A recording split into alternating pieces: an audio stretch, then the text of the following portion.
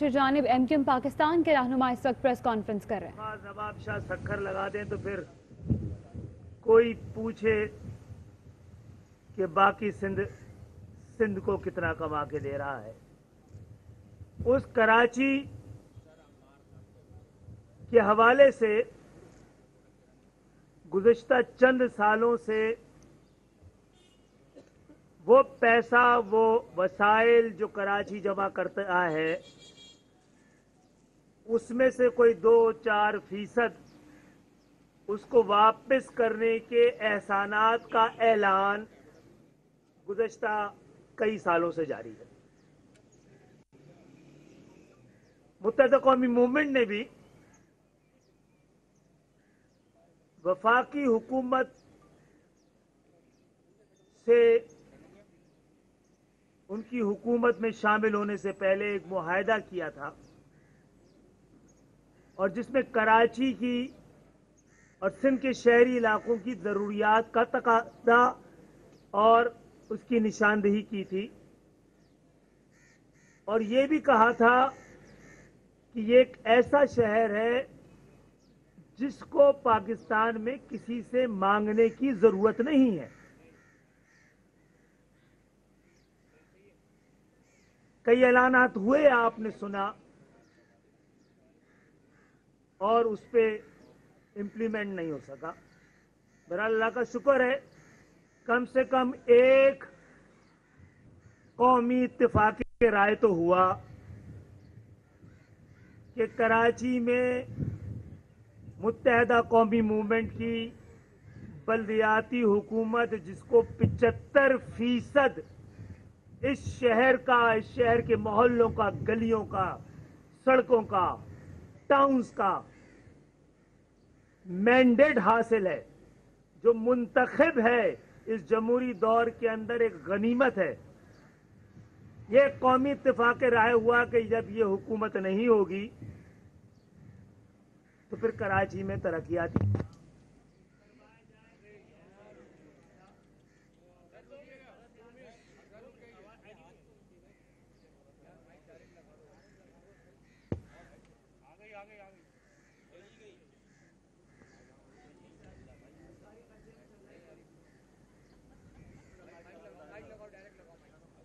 खालिद मकबूल सिद्दीकी इस वक्त press conference करें और दूसरी एक दफा फिर आपको लिए चलेंगे जहां पर इस वक्त एमक्यूएम पाकिस्तान के रहनुमा न्यूज कॉन्फ्रेंस कर रहे हैं। रिश्ते का अंदाजा नहीं है। कई बार 2001 में एमक्यूएम ने बल्दियाती इंतखाबात नहीं लड़ लिया, क्या फर्क पड़ गया एमक्यूएम। 93 में हमारा हालात की जबर की वजह से एक नुमाइंदा भी कौमी असेंबली में नहीं था। हम यहाँ पर न सिर्फ सड़कों, गलियों और मोहल्लों में अवाम के दरमियान रहते हैं और सांस लेते हैं, बल्कि उनके दिलों में भी बसते हैं। तो बहरहाल हमने ये भी कबूल किया, और जो 1100 अरब का पैकेज कराची को दिया जा रहा है उसको खुशामदीद भी कहा, उससे उम्मीदें भी बनवाई हैं, और बस सबसे मिलके ये दुआ की दरख्वास्त है कि कराची के अवाम के लोगों को उम्मीद तो है, ये यकीन भी आ जाए। अब खदशात लेकिन मौजूद है। ऐसे खदशात गुनाह नहीं है, क्योंकि कई बार ऐलानात हुए हैं और हुआ कुछ नहीं है। अच्छा, इस वक्त यकीन इसलिए उम्मीद ज्यादा है कि अब खालिद मकबूल सिद्दीकी इस वक्त न्यूज कॉन्फ्रेंस कर रहे हैं। पाकिस्तान की खुशहाली बराह रास्त इस पाकिस्तान की, कराची की खुशहाली से वाबस्ता है, लेकिन खदशात ने उस वक्त यकीन की शक्ल इख्तियार कर ली जब इस पूरे सिंध में एडमिनिस्ट्रेटर्स का तायुन हुआ तो उनको एक लिसानी इकाई के अलावा कोई नहीं मिला। हमारी दरखास्त क्या थी? हमारी दरखास्त ये थी कि कराची में कम से कम कराची का रहने वाला, कराची के दुख को समझने वाला, महसूस करने वाला, कराची से प्यार करने वाला, यहां पर कमाकर यहां पर लगाने वाला कोई ऐसा हो जिसकी सियासी वाबस्तगी किसी से भी हो, उसको यहाँ का एडमिनिस्ट्रेटर लगा दिया जाए, और यही हैदराबाद, यही लाड़काना के लिए किया जाए, यही सक्खर के लिए किया जाए, यही तरीका है तमाम महज़िब माशरों में। हमने जब इस पे अपने खदशात का इजहार किया तो हमें यह बताया गया कि भाई इस बात को मुनासिब नहीं समझा गया कि एक अलग से एडमिनिस्ट्रेटर लगाया जाए, इसीलिए डिप्टी कमिश्नर्स को यह जिम्मेदारी दे दी गई है। तो भाई ऐसा तो कराची के कमिश्नर को यह जिम्मेदारी क्यों नहीं दे दी गई? कराची का कमिश्नर भी तो सूबाई हुकूमत के हमसे ज्यादा करीब है ना, वफादारियां ज्यादा साबित रही हैं ना, तो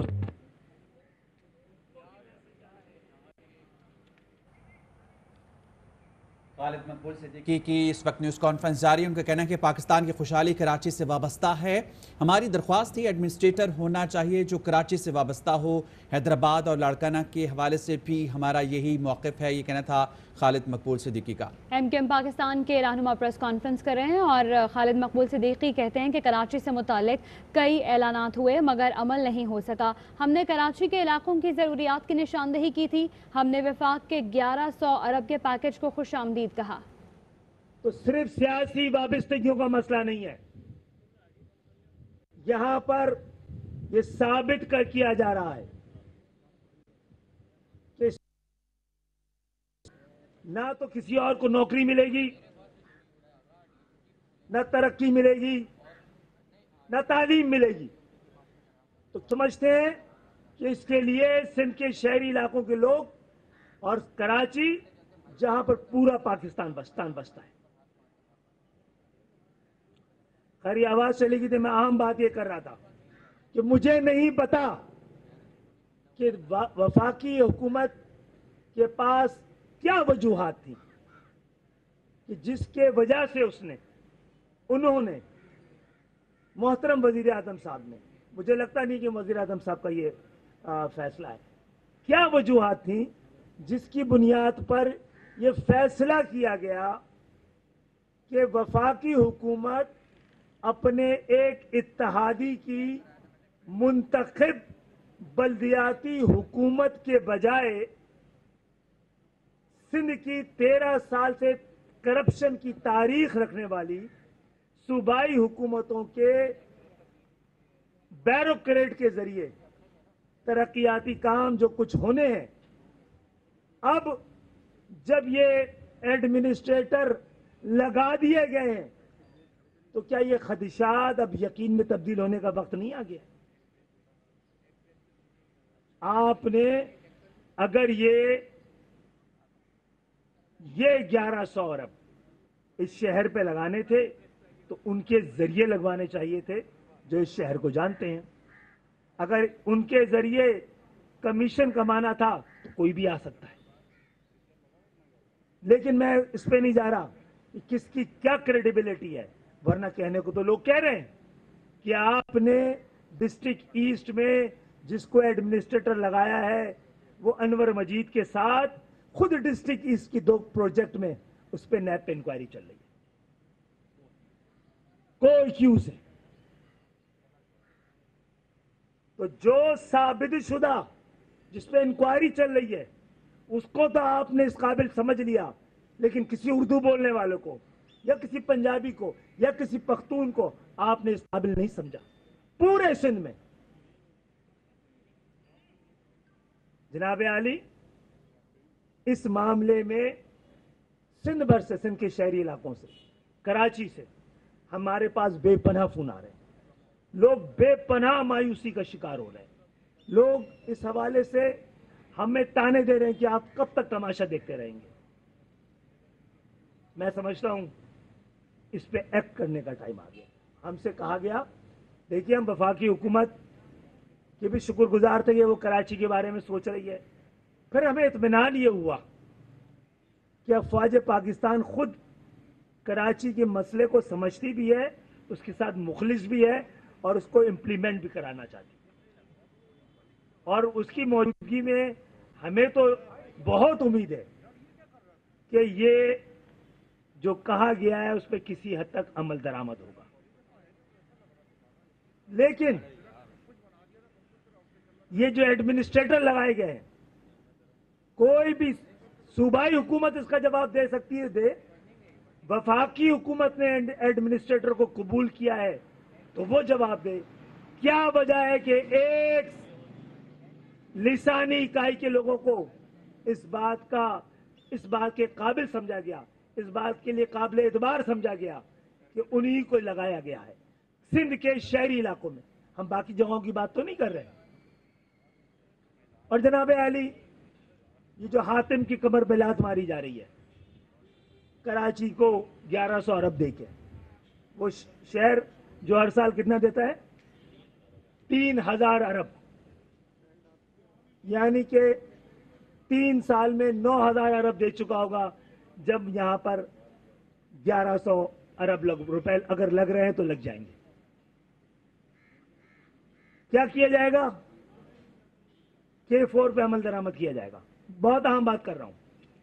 K4 पे अमल दरामद किया जाएगा तो ये मुआहदा तो वफाकी और सूबाई हुकूमत के दरमियान पहले भी हो चुका है ना, कि K4 पे दोनों मिलकर काम करेंगे। तो वफाकी हुकूमत ने तो अपना पैसा दे दिया था, सिंध हुकूमत ने नहीं दिया। अब कौन गारंटी लेगा कि सिंध हुकूमत देगी? ये मुआहदा था ना कि ग्रीन लाइन बस का स्ट्रक्चर पूरा का पूरा वफाकी हुकूमत बनाएगी। और ये भी मुझे कहने की इजाजत दीजिए, ये प्रोजेक्ट पुरानी वफाकी हुकूमत का इस सूबाई हुकूमत के साथ था, यानी कि पार्टी तो यही थी। तो आपने देखा कि वफाक के दिए हुए पैसे से तो प्रोजेक्ट तैयार है, सूबे की जो जिम्मेदारी थी बस चलाने की, एक रक्षा भी लाके नहीं खड़ा किया। तो कैसे हमें खदशात ना हो? हमसे कहा जा रहा है कि आप यकीन करें, यकीन कर रहे हैं जनाब, खदशात तो हैं। और इन एडमिनिस्ट्रेटर्स के आने के बाद खदशात यकीन में तब्दील होने से कोई नहीं रोक पाएगा। जब तक इस शहर का दुख और दर्द और ऐसे लोग जिनकी क्रेडिबिलिटी हो, बगैर दाग और धब्बे के माजी रहा हो, उसके बगैर खदशात जन्म लेते रहेंगे। और इस मामले में MKM की राब्ता कमेटी फैसला करेगी कि ऐवानों में बात करके बहुत देख ली है। अगर हमें अब वोट से बात नहीं बन रही है और रोड पे आने में मजबूर किया जा रहा है, तो फिर आना पड़ेगा। हम चाहते हैं, अवाम को भी मैसेज देना चाहते हैं कि हमारे दौर में नहीं होने दिया, कोई बात नहीं है।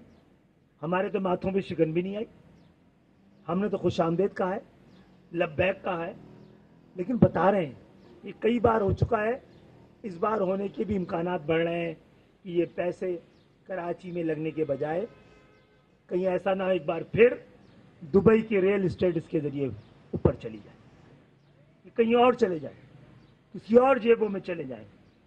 और K4 ले लीजिए जनाब, K4 का क्रेडिट आपको दे देंगे अगर बन गया। लेकिन ये बताइए, ये K4 का आइडिया कब कंसीव हुआ था? 2007 में। तो 2008 में जब इंप्लीमेंट का टाइम आया तो इस मुल्क और शहर की बदनसीबी है, यहां पाकिस्तान पीपुल्स पार्टी की हुकूमत आ गई। मैं वफाक से भी और रियासत से भी कम से कम ये दरख्वास्त तो करता हूं कि उनसे सवाल तो करें कि ये जो 13 साल जाया हुए हैं, वो प्रोजेक्ट जो चंद अरब का था उसमें कई 100 अरब बढ़ गए हैं, उसका हिसाब किससे लिया जाएगा? KCR ये जायका के जरिए MQM की पिछली बल्दियाती हुकूमत के दौर में इस पे काम हो चुका था, वो तैयार थे। इसी सिंध हुकूमत ने, इसी पीपुल्स पार्टी की हुकूमत ने वफाक में थी, इसको नहीं होने दिया। ये S3 जो होना है, जिसके ना होने की वजह से ये तबाही मची हुई है, ये कब निकासी आपका जो है, बारिश में पानी खड़ा है तो ये जिम्मेदारी Karachi water and sewerage board की है ना, जो मेयर कराची के अंडर में नहीं था। मेयर कराची की निकासी आपकी जिम्मेदारी नहीं रह गई थी, पीपुल्स पार्टी ने अपने पास रख ली थी। तो कोई पूछेगा इस जराइम के बारे में कि वो S3 सीवरेज 3 का मंसूबा जो 2007 में कंसीव हुआ था, उसको 2020 में क्यों डिस्कस किया जा रहा है? या इनके तमाम गुनाह माफ है? हमारी थोड़ी सी गुफ्तगू पे भी हमसे सवाल जवाब होने लगते हैं। कोई ये बताएगा कि MQM जो 1997 में नवंबर में होने वाले बल्दियाती इलेक्शन में स्वीप कर गई थी, उसका मेयर जिसने जनवरी 88 में हलफ उठाया था, उसने अगस्त में पूरे साउथ ईस्ट एशिया का पहला मास ट्रांजिट वर्ल्ड बैंक से मंजूर करवा लिया था। वो आज तक क्यों नहीं लगा? बदनसीबी इस शहर की, इस सूबे की, इस मुल्क की थी कि पाकिस्तान पीपुल्स पार्टी की हुकूमत आ गई और उसने उसको शेल्फ कर दिया। वो शहर जो सिंध को 95% और वफाक को 70% रेवेन्यू देता है, उसकी सेवरेन गारंटी नहीं देगी अगर वफाक, तो फिर किसकी देगी? बताना यह कि MQM ने क्या किया, बता ये रहे कि ये सब करके बैठे बैठे जब जब मैंडेट के साथ इख्तियार हुआ है, उसी दौर के कराची को आज तक याद किया जाता है। लोग बोलते हैं कराची की यह हालत हो गई, MQM क्या कर रही है? कोई जवाब दे। क्या पीपुल्स पार्टी के आने से पहले कराची की हालत यही थी? या कराची के हालत को, कराची की तरक्की को ना सिर्फ पूरे पाक में मिसाल के तौर पर पेश किया जाता था, बल्कि दुनिया भर में किया जाता था? ऐसा है कि नहीं है? कोई हिसाब लेगा इन लोगों से? इन्होंने 13 साल में ये बराह रास्त दुश्मनी है पाकिस्तान के साथ। कराची से दुश्मनी, बराह रास्त पाकिस्तान से दुश्मनी।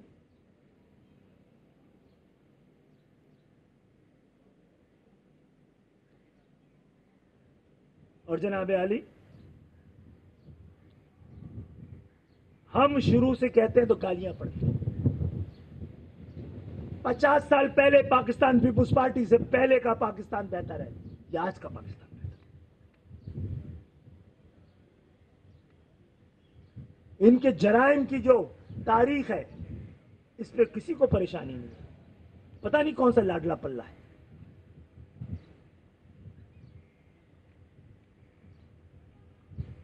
और आप बताइए, जो कुछ हम ये कहते थे कि आपने तो 1970 में, 1972 में कोटा सिस्टम लगाकर पाकिस्तान पीपुल्स पार्टी ने सिंध को शहरी और दही में तकसीम कर दिया। अब 2 सिंध हैं, 2 सिंध के 2 अलग कोटे के जोन हैं। आपने सिंध को 2 हिस्सों में तकसीम कर दिया। एक वो सिंध जो कमा के देता है, दूसरा वो सिंध जो उसको खर्च करता है। और आपने सिंध को, हमने नहीं, आपने सिंध को लिसानी तौर पर 2 हिस्सों में तकसीम कर दिया, जिसपे आपने इस दफा बड़ी बेशर्मी के साथ पाकिस्तान के इत्तेहाद के खिलाफ, सिंध के इत्तेहाद के खिलाफ इंडियन एडमिनिस्ट्रेटर्स को लगाकर आपने इसकी लिसानी तकसीम पे मोहर लगा दी। इसके बाद भी सराय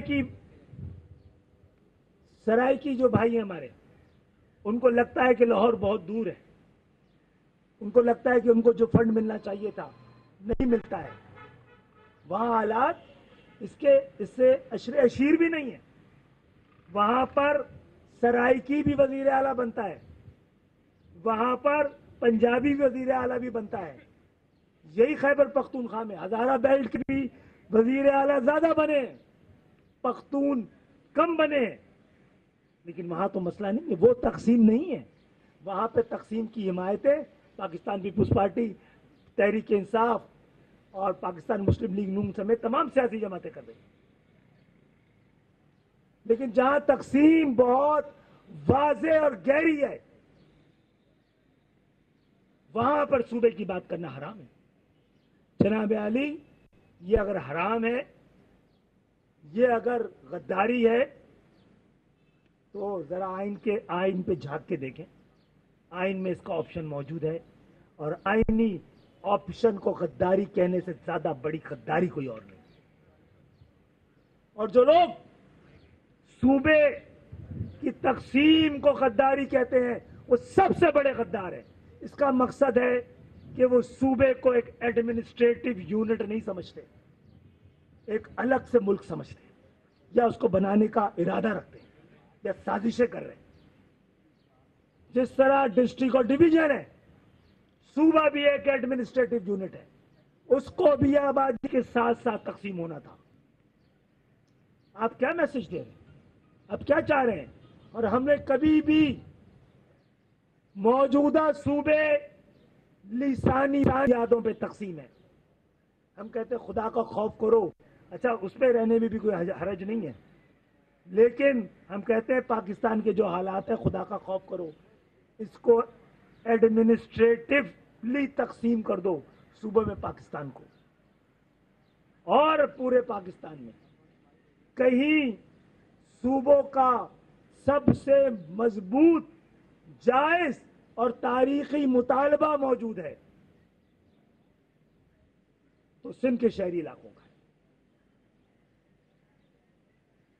आप कहते हैं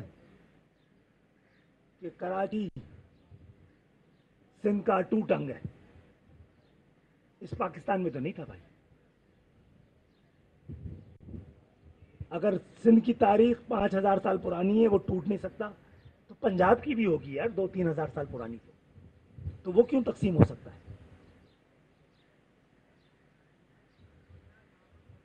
और सिंध का तकसीम हो रहा है। सिंध डिस्ट्रिक्ट, आपने कराची में डिस्ट्रिक्ट बना दिए हैं, हम कह देंगे कराची तकसीम हो रहा है। और कौन तकसीम कर रहा है कराची में? डिस्ट्रिक्ट कौन बना रहा है? वो जिनके पास 50 साल से कराची में कोई मैंडेट नहीं रहा है, जिनके पास इस शहर का मैंडेट नहीं रहा है, वो तकसीम कर रहा है। अहम कि हमने अपने हिस्से की सारी कुर्बानियां दी हैं इस सूबे को एक रखने के लिए, इसमें नफरतों की और गलत फहमियों की खलीज को दूर करने के लिए। आप लड़काने से किसी उर्दू बोलने वाले को जिता के दिखाते, हमने तो फेडरल बेरिया से कई बार जिता के दिखाया, और जिता के जताया है कि ना एमक्यूएम ना यहां की आवाम किसी से नफरत रखती है। आपकी नफरत इस ऐलानात से बड़ी वाज़ेह है, आईने की तरह, कि आपको एक उर्दू बोलने वाला इसमें नहीं मिला है पूरे सिंध भर में। कोई इस काबिल नहीं था, कोई इतना पढ़ा लिखा नहीं था। हमने तो कोई नाम नहीं दिए थे एडमिनिस्ट्रेटर्स,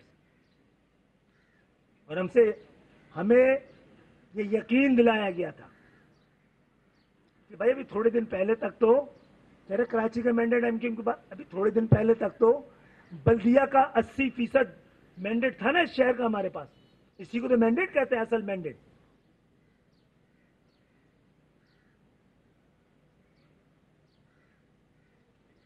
तो भाई हम जो तरक्याती काम होने जा रहे हैं उसके लिए दुआ भी करेंगे, शामिल भी होंगे, साथ भी देंगे, लेकिन ये दरख्वास्त भी करेंगे जिन माहिरीन के हाथ में दिया गया मंसूबा, उनको लूटने जितनी पीएचडी उन्होंने की भी किसी ने नहीं की। करप्शन की जितनी मजबूत तारीख उनकी है, किसी के नहीं। वैसे तो मैं परेशान हूं, खरबों डॉलर्स की करप्शन की बात की जाती थी, अब करप्शन घटकर तोशा खाने के तोहफों तक रह गई है। तो क्या होने जा रहा है हमें अंदाजा नहीं। ऐसा ना हो करप्शन और एहतिसाब का ये नारा फिर अपना दम तोड़ दे। बहरहाल जो कुछ किया गया है, सिंध को मुकम्मल तौर पर तकसीम करने की सनद का ऐलान कर दिया गया। बहुत बहुत शुक्रिया।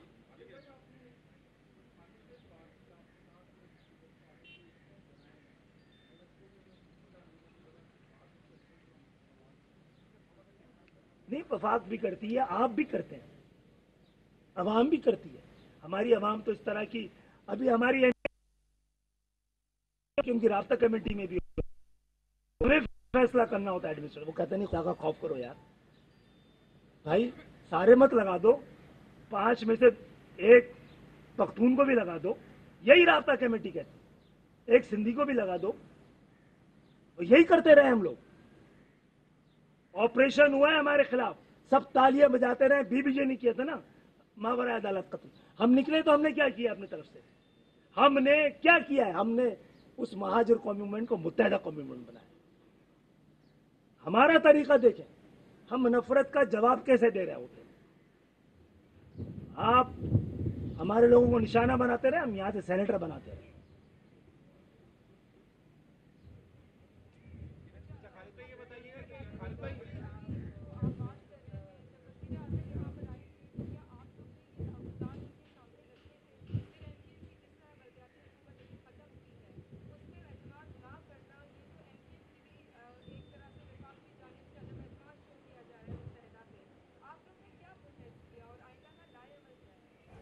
कराची में एक जानिब MQM रहनुमा खालिद मकबूल सिद्दीकी गुफ्तगू कर रहे हैं, दूसरी जानिब मुर्तज़ा वहाब प्रेस कॉन्फ्रेंस कर रहे हैं। खालिद मकबूल सिद्दीकी की जानिब से कहा गया कि फैसलों से तासुर मिल रहा है कि कराची वालों को तरक्की, नौकरी और ना तालीम मिलेगी। क्या वजह थी? वफाक करप्शन की तारीख रखने वाली हुकूमत के ब्यूरोक्रेट के जरिए तरक्याती काम पर तैयार हुई। डिस्ट्रिक्ट ईस्ट में लगाए गए एडमिनिस्ट्रेटर की अनवर मजीद केस में इंक्वायरी चल रही है।